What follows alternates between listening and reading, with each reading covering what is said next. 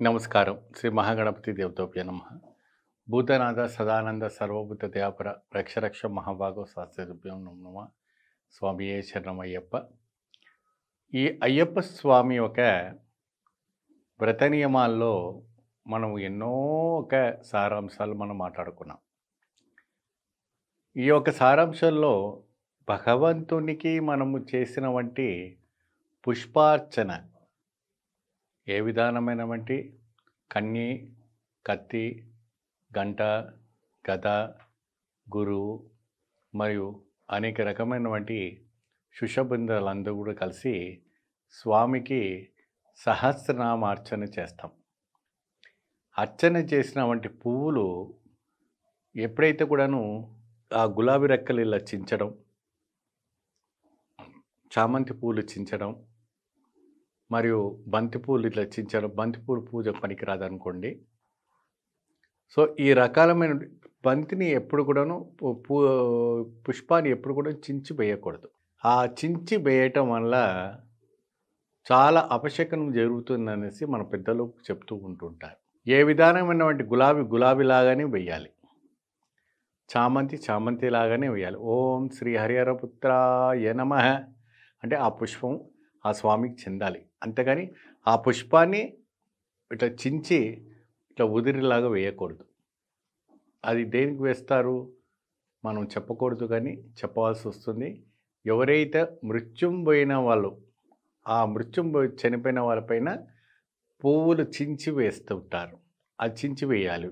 ఆ పువ్వులకు ఆ ఒక్క కార్యానికి మాత్రమే ఆ పువ్వులను చించి వేయాలి.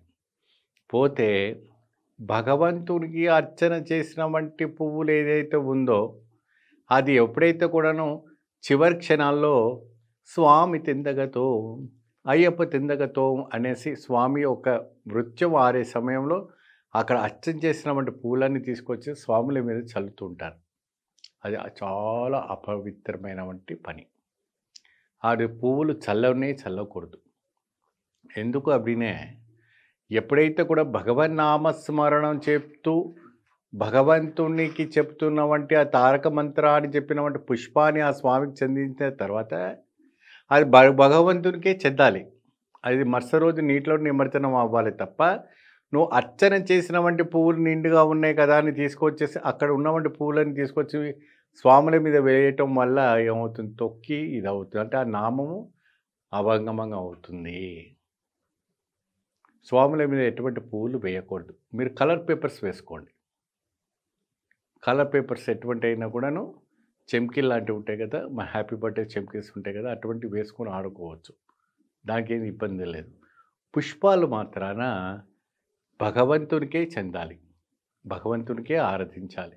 ఎప్పుడైతే కూడా భగవంతునికి మనం పూజ చేస్తున్న సమయంలో కేవలము పుష్పముతోనే చేయాలని అవసరం లేదు. ఇక్కడ అన్నపూర్ణ అయినటువంటి ఆ అన్నపూర్ణేశ్వరి అవతారంతో ఉన్నటువంటి ధాన్యం ఏదైతే ఉందో ఆ అక్షింత ద్వారా కూడా స్వామివారికి అర్చన చేసుకోవచ్చు.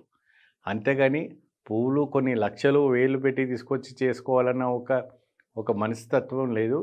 ఇంత బొట్టడు నెయ్యి, ఇంత బొట్టడు పసుపు వేసి చక్కగా అక్షింతలు కలిపి సుగంధ ద్రవ్యము అత్తరు కలిపిన అక్షింతలు ఏదైతే ఉందో దాంతో చక్కగా ఓం మహాశాస్త్రే నమః, ఓం విశ్వశాస్త్రే నమః, ఓం లోకశాస్త్రే నమః, ఓం ధర్మశాస్త్రే నమః అని ఈ యొక్క అర్చన చెప్పుతూ చక్కగా స్వామివారికి మీరు అర్చన చేస్తే చాలా అద్భుతమైన ఫలితం లభిస్తుంది.